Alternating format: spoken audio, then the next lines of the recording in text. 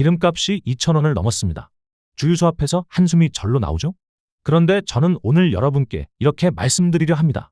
유가가 오를수록 당신의 통장에는 돈이 생긴다. 말이 안 된다고요? 맞습니다. 말이 안 됩니다.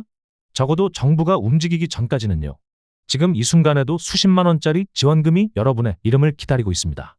그런데 놀랍게도 대부분의 분들이 자신이 받을 수 있다는 사실조차 모르고 계십니다. 심지어 나는 못 사는 사람이 아니니까 해당 없겠지라고 스스로 포기하시는 분도 계십니다. 그 돈 정말 안 받으셔도 괜찮으세요? 오늘 이 영상 하나로 누가 받는지, 얼마를 받는지, 언제까지 신청해야 하는지 전부 끝내드리겠습니다. 지금 바로 시작합니다. 지금으로부터 불과 몇 달 전 중동의 하늘 위로 미사일이 날아올랐습니다. 미국과 이란 사이의 긴장이 다시 극도로 고조되면서 전 세계 원유 시장은 순식간에 요동쳤습니다.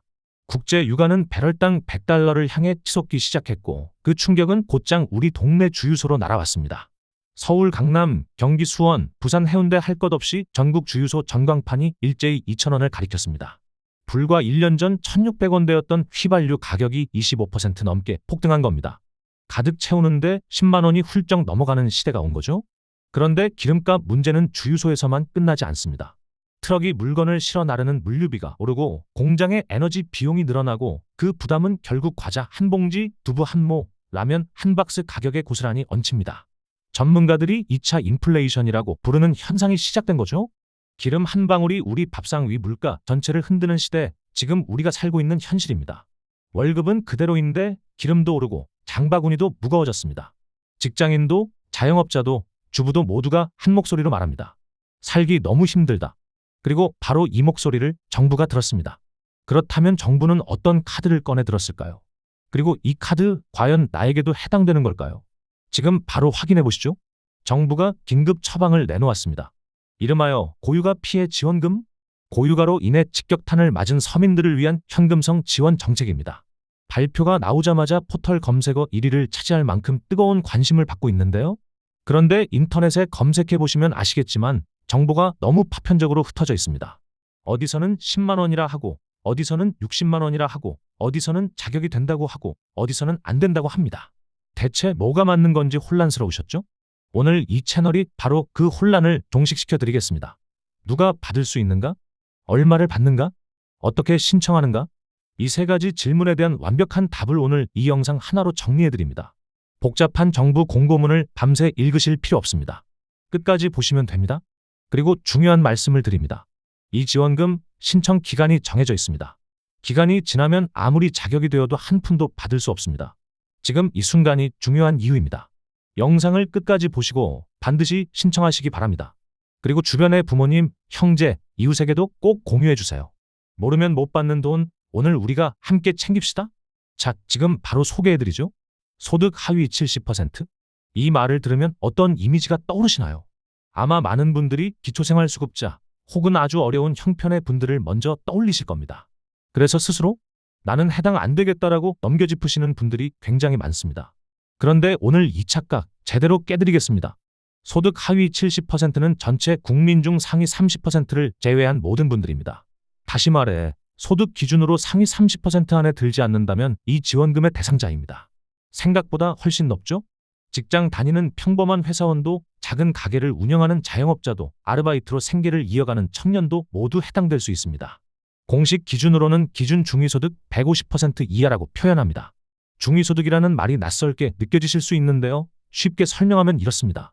전 국민을 소득 순서대로 줄을 세웠을 때 딱 가운데에 있는 사람의 소득을 중위소득이라고 합니다. 그 150%, 즉 1.5배 이하라면 지원 대상인 겁니다. 여기서 핵심 포인트가 있습니다. 이 기준은 개인 소득이 아닌 가구 합산 소득으로 판단합니다. 즉 부부 두 분이 각각 벌고 계신 경우 두 분의 소득을 합산해서 계산하게 됩니다. 그렇다면 나는 구체적으로 어느 기준에 해당될까요? 다음 장에서 숫자로 정확하게 보여드리겠습니다. 자, 그럼 실제 금액 기준을 확인해 볼 차례입니다.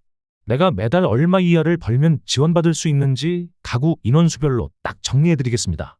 2026년 기준 가구원 수별 월세전 합산 소득 상한선을 지금 화면에 보여드리겠습니다. 꼭 메모해 두세요. 1인 가구는 월 384만 원 이하, 2인 가구는 632만 원 이하, 3인 가구는 809만 원 이하, 4인 가구는 974만 원 이하입니다. 어떠세요? 생각보다 기준이 높다고 느끼시는 분들 많으시죠? 4인 가구 기준 거의 월 1,000만 원에 가깝습니다. 맞벌이 가정이라도 합산 소득이 이 기준 아래라면 지원 대상이 됩니다. 그런데 소득만으로 판단하기 어려운 경우도 있습니다. 이럴 때는 건강보험료 기준으로도 확인할 수 있습니다. 직장 가입자라면 건강보험료 납부액이 기준이 되고 지역 가입자라면 재산과 소득을 합산해 산정된 보험료가 기준이 됩니다. 직장 가입자는 월 보험료 고지서에 나온 본인 부담금을 기준으로 하면 되고요. 지역 가입자는 부가 점수 기준이 적용됩니다. 중요한 점은 직장 가입자와 지역 가입자의 기준 금액이 다르다는 겁니다. 예를 들어 2인 가구 기준 직장 가입자는 월 보험료 약 18만 원 이하, 지역 가입자는 약 22만 원 이하가 기준이 됩니다. 본인이 어디에 해당하는지는 건강보험공단 홈페이지나 앱에서 쉽게 확인하실 수 있습니다.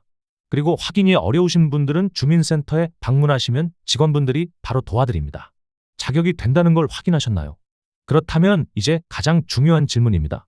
도대체 얼마를 받을 수 있는 걸까요? 사는 지역에 따라 가구 원수에 따라 금액이 달라집니다. 지금 바로 확인해 드리겠습니다. 이제 핵심 중에 핵심입니다. 얼마를 받는지 정확하게 정리해 드리겠습니다. 크게 두 가지 그룹으로 나뉩니다. 첫 번째는 소득 하위 70%에 해당하는 일반 가구, 두 번째는 기초생활수급자나 차상위계층 같은 취약계층입니다. 먼저 일반 가구입니다. 지역에 따라 금액이 달라지는데요. 서울, 경기, 인천 등 수도권에 사시는 분들은 1인당 10만 원을 받으십니다. 수도권 외에 비수도권 지역 거주자는 1인당 15만 원으로 더 많이 받으십니다. 그리고 인구 감소 지역, 즉 행정안전부에서 지정한 소멸위험 지역에 거주하시는 분들은 1인당 20만 원에서 최대 25만 원까지 받으실 수 있습니다. 여기서 중요한 포인트, 이 지원금은 인당 지급입니다. 가구 단위가 아니라 사람 수대로 줍니다. 예를 들어 수도권에 사시는 4인 가족이라면 10만 원 곱하기 4명 총 40만 원을 받는 겁니다. 비수도권 4인 가족은 무려 60만 원이 됩니다. 이번엔 취약계층입니다. 기초생활수급자나 차상위계층에 해당하시는 분들은 금액이 크게 올라갑니다. 수도권 거주 시 1인당 최소 45만 원, 비수도권이나 인구 감소 지역에서는 최대 60만 원까지 지원받으실 수 있습니다. 만약 취약계층 2인 가구가 비수도권에 산다면 두 분이 합쳐서 120만 원을 받으실 수도 있는 거죠? 절대 작은 금액이 아닙니다. 금액 확인이 되셨나요? 이제 가장 실전적인 문제가 남았습니다. 언제까지 어떻게 신청하느냐입니다. 이 날짜를 놓치면 정말 한 푼도 받지 못합니다. 달력 꺼내 놓으시고 집중해서 보세요. 신청 기간 딱 2번입니다. 놓치면 끝입니다. 첫 번째는 1차 신청으로 기초생활수급자와 차상위계층 등 취약계층을 대상으로 합니다. 기간은 4월 27일부터 5월 8일까지입니다. 지금 이 영상 보시는 시점 기준으로 얼마 남지 않으셨을 수 있으니 취약계층에 해당하시는 분들은 오늘 바로 신청하셔야 합니다. 두 번째는 2차 신청으로 소득 하위 70% 일반 가구를 대상으로 합니다. 기간은 5월 18일부터 7월 3일까지입니다. 한 달 반 정도 기간이 있으니 조금 여유롭긴 하지만 그렇다고 미루시다가 깜빡하시면 안 됩니다. 캘린더에 지금 당장 5월 18일을 등록해 두세요. 신청 방법은 4가지입니다. 가장 편한 방법은 카드사 앱이나 홈페이지를 이용하는 겁니다. 본인이 주로 사용하시는 카드사 앱을 열어서 고유가 지원금 또는 에너지 지원금으로 검색하시면 됩니다. 두 번째는 지역사랑상품권 앱입니다. 지역상품권 형태로 받으실 분들은 해당 앱에서 신청하시면 됩니다. 세 번째는 연계 은행 방문입니다. 지원금을 계좌이체로 받으실 분들은 해당 지자체와 연계된 은행을 방문하시면 됩니다. 그리고 네 번째, 스마트폰이 불편하신 어르신들 혹은 복잡한 앱이 어려우신 분들은 가까운 주민센터를 방문하시면 됩니다. 담당 공무원이 직접 신청을 도와드립니다. 어떤 방법이든 신청만 하시면 됩니다. 어렵지 않습니다. 자, 거의 다 왔습니다.